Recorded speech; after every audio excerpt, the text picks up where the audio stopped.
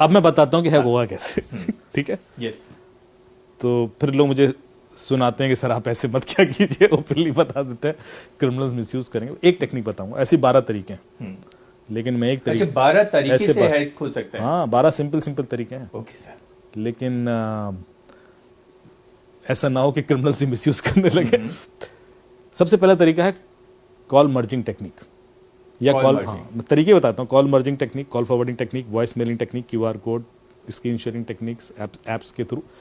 तो जो call merging technique है वो कैसे काम करती है, मान लीजिए आप मेरे मित्र हैं ही जी और आपको एक कॉल आता है और वो कॉलर कहता है कि ध्रुव जी, अमित जी ने आपका नंबर दिया और हम एक इवेंट कर रहे हैं दिल्ली में ताज होटल में और आपको इनवाइट करना है और we want you to host that event, या कुछ मीडिया के लोग चाहिए। तो आप बातचीत शुरू कर देंगे, आपको लगेगा कि अमित का रेफरेंस दिया है, विश्वास है, क्रेडिबल नाम है। फिर वो कहेगा Dhruv ji I think Amit is also calling you, आप एक काम कीजिए वो कॉल मर्ज कर दीजिए, हम तीनों आपस में बात कर लेते हैं, क्योंकि हमने उनको भी इन्वाइट किया। तो आपको एक और कॉल आ रहा होगा पैरेलली, आप कहेंगे यार ये अमित का नंबर तो नहीं है, नहीं वो उनका VIP नंबर है, आप मर्ज कीजिए ना, बात करते हैं ना अभी तुरंत क्लोज करते हैं इसको। ओके। थोड़ा सा अर्जेंसी दिखाया और आपको लगा क्या है, मर्ज कर दिया आपने। जैसे ही आप मर्ज करेंगे आपके अकाउंट से पैसे निकल जाएंगे, या आपका व्हाट्सएप हैक हो जाएगा, या आपका फेसबुक गूगल कुछ हैक हो जाएगा। क्यों हैक हुआ?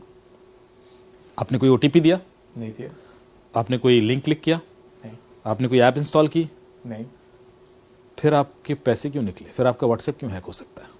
सोचिए, यही टेक्निक है बस। कैसे? मैंने आपने 2 इनकमिंग कॉल मर्ज की, यस, यही क्या? यस। चैलेंज यह था कि दोनों इनकमिंग कॉल अननोन नंबर से थी, इसमें से एक भी नंबर आपके फोन में सेव नहीं था। बिल्कुल करेक्ट, yes. ये वाला भी अननोन था, वो भी अननोन था। yes. बस यही नहीं करना है। ये जो दूसरा कॉल आपको आया वो OTP का कॉल था। आजकल सारे OTPs कॉल पे आते हैं। okay. जो पहले SMS पे आते थे, now you have an option to invite them on call. WhatsApp का OTP कॉल पे भी मंगा सकते हो, yes. बैंक का OTP कॉल पे मंगा सकते हो, गूगल का OTP कॉल पे मंगा सकते हो, फेसबुक का OTP कॉल पे मंगा सकते हो। तो जब वो क्रिमिनल आपसे बात कर रहा है, जो पहला कॉल है वो तो क्रिमिनल का है, वेरी क्लियर। उसने कहा अमित जी का कॉल आ रहा है, अमित का इस कॉल से कोई लेना देना नहीं है। तो दूसरा कॉल वो बैंक का है, वो बैंक के OTP का कॉल है, आपने कॉल मर्ज कर दिया। जैसे ही आप कॉल मर्ज करोगे तो क्रिमिनल को OTP सुनाई दे जाएगा। By the time you realise कि यार ये अमित क्या बोल रहा है, तब तक तो वो रेडी है ना अप्लाई करने को, कोड अप्लाई करेगा और ओके। तो आपका OTP ही तोड़ाना है। बिल्कुल। उसके बाद लगता है कि आपने OTP बताया नहीं, फिर भी आपके अकाउंट से पैसे निकल गए। तो एक और चीज मैं हमेशा बोलता हूं अपने अवेयरनेस सेशन में कि जितने भी आपने poster banner cyber safety awareness के देखे होंगे, उसमें लिखा होता है अपना OTP मत दीजिए, OTP मत दीजिए। आज सुबह से सुने जा रहा हूं मैं, बिल्कुल सर, रेडियो पे भी ये चिल्लाते रहते हैं। एक्चुअली कोई कभी OTP देता ही नहीं है। अभी आप कितने भी केसेस देख लीजिए, कभी ऐसा हुआ कि आपसे कहा हुआ कि ध्रुव जी अपना OTP बताइए, हाँ लीजिए ना, ये लिख लीजिए। अच्छा वो अपना पासवर्ड भी तो बता दीजिए, हाँ पासवर्ड भी लिख लीजिए। ऐसा होता है क्या कभी? नॉर्मली क्या अपना पासवर्ड मत दीजिए, OTP कोई नहीं देता। 99.99% लोग नहीं देते, बहुत ही रेयर होगा जो शायद दे भी दे।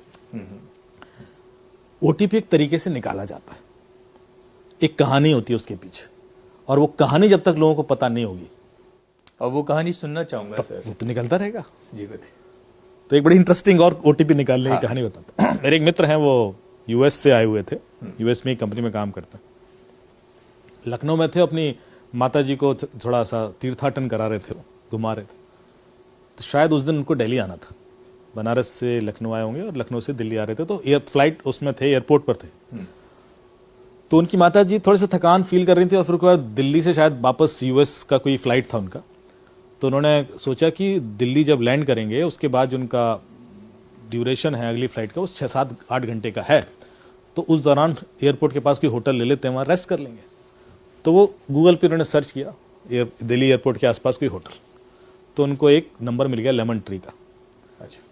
तो उन्होंने तुरंत कॉल लगा दिया, आप लेमन ट्री से बोल रहे हैं? हाँ जी लेमन ट्री से बोल रहे हैं। वो एक अभी मैं लैंड करने वाला हूँ 2 घंटे बाद, तो आप एक रूम बुक कर दीजिए। साहब कर देंगे, क्या चार्जेस? बताए इतने चार्जेस। बोले यार हमें तो 4 घंटे के लिए चाहिए, आप थोड़ा सा कंसेशन दे दीजिए। बोले सर वो तो अप्रूवल लेना पड़ेगा और ऐसा वैसा। Please please please. फिर थोड़ा ड्रामा किया उसने, कहा साहब अप्रूवल ले लिया हमने, 1800 रुपये में आपको 4 घंटे के लिए दे देंगे। वेरी गुड यार, मतलब मतलब एक अच्छा होटल आपको 4 घंटे की थोड़ा डिस्काउंट दे दिया उसने। तो बोला ठीक है सर आप कर दीजिए बुक। तो बोला आप पेमेंट कर दीजिए। तो बोले आप अपना कार्ड डिटेल दीजिए। बोले कार्ड डिटेल में कैसे दे दूं? बोले अरे मैं आपसे ओटीपी थोड़ी ना मांग रहा हूँ, मैं आपसे कार्ड डिटेल मांग रहा हूँ, ओटीपी मत बताना। हाँ पॉइंट है। उसने कार्ड डिटेल दे दिए, उसने कार्ड डिटेल भरे। उसने कहा सर वो 1600 रुपये का मैंने ओटीपी भेजा है, आप देख लीजिए ओटीपी आया होगा। तो उन्होंने देखा 1600 रुपये का ओटीपी आया था। उन्होंने कहा ये लीजिए। उसने ओटीपी डाला, 1600 रुपये चले गए। अब वो बंदा बोला ठीक है मुझे आप बुकिंग नंबर दे दीजिए। बोले सर वो पेमेंट रिफ्लेक्ट नहीं कर रहा है आप। ओके, कह रहा ऐसे कैसे हो सकता है? और इधर 1600 रुपए कट और दिए। हमारे अकाउंट से निकल गया, एसएमएस आ गया। बोले पता नहीं सर यहाँ रिफ्लेक्ट नहीं कर रहा है, हमारे अकाउंट में आया नहीं अभी तक। तो थोड़ा बहस होने लगी, यार मैं तो निकल गए और मैं तो ऐसा है। और इतने में वो बोर्डिंग अनाउंस हो रही है कि फ्लाइट का, क्योंकि वो टाइमिंग ऐसा है। तो उनको लग रहा है यार क्लोज हो जाए मैटर तो पहुंचूं वहां पे तो क्लियरिटी हो जाए, वरना फिर वही ड्रामा।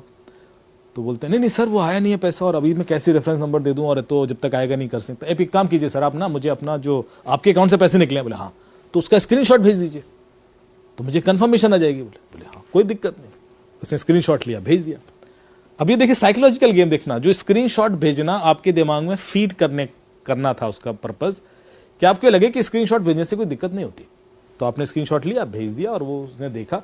अब उसका रिएक्शन था अरे सर यू आर राइट, 1600 रुपए दिए आपने, आपके तो अकाउंट से निकले, अब तो यू एब्सोल्युटली राइट सर। मतलब कितना इमोशनल। अब आप देखिए हाँ पूरा हर चीज नोटिस कीजिएगा। तो फिर मेरे अकाउंट में क्यों नहीं दिख रहा है, मतलब कहीं गड़बड़ है सर। आप एक काम कीजिए, हो जाता है कई बार सर ऐसा, आप 1 रुपये और ट्रांसफर कीजिए, क्योंकि कई बार क्या होता है वो पिछला वाला ना क्यू में अटक जाता है। तो 1 रुपये जब निकलेगा तो ये वाला भी एसएमएस आ जाएगा। अब पढ़ा लिखा आदमी है, सब जानते हैं कि ऐसा नहीं होता, लेकिन कम्युनिकेशन इतना डेंस हो चुका है, इंटेंस। तो उन्होंने कहा ठीक है साहब 1 रुपये और कर लेते हैं, 1 रुपये में क्या नुकसान है। तो उसने बोले 1 रुपये का फिर ट्रांजेक्शन किया। बोले सर वो ओटीपी आया होगा बता देना। तो इन्होंने देखा तो वो ओटीपी 16,000 रुपये का था। बोले यार ये ओटीपी तो 16,000 का है। बोले नहीं सर 1 रुपये ट्रांसफर किया मैंने। क्या बात कर रहे हो आप, मैं 16,000 क्यों ट्रांसफर करूंगा? अरे बोले नहीं ओटीपी 16,000 का। बोले नहीं नहीं 1 रुपये का, नहीं 16,000 का, 1 रुपये का। अरे आप स्क्रीनशॉट भेजिए सर। स्क्रीनशॉट भेज दिया।